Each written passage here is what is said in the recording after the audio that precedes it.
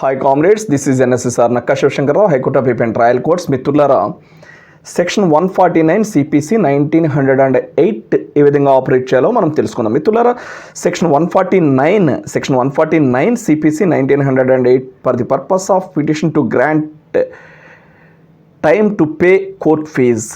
అంటే మనం ఎక్కడైనా కోర్టు ఫీజు మనం కొంత కట్టవలసి ఉన్నప్పుడు, కోర్టు వారు ఒక ఆర్డర్ పాస్ చేసినప్పుడు order basing on that order మనం కంప్లై చేయలేకపోయినప్పుడు ఆ పీరియడ్లో మనం కోర్టు వారు అనుమతి కోరుతూ, వారిని పర్మిషన్ కోరుతూ మరొక పిటిషన్ 149 ద్వారా మనం కోర్టు వారిని సమయం కోరవచ్చు. మిత్రులారా, ముఖ్యంగా ఈ యొక్క పిటిషన్ పర్పస్ ఏంటంటే, మనం కోర్టు ఫీజుకి సంబంధించి ఈ యొక్క పిటిషన్ అనేదాన్ని మనం ఆపరేట్ చేయడం జరుగుతుంది. మిత్రులారా, ఇక్కడ 149 పిటిషన్కి వచ్చినట్లయితే కనుక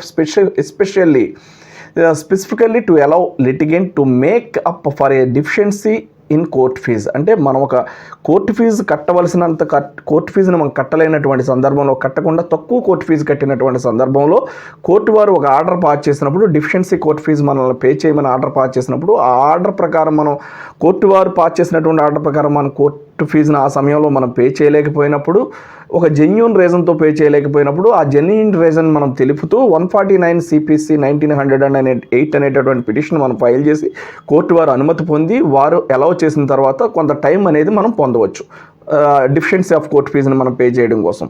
this is NSSR. If you have any problem, contact 9855 9095 9.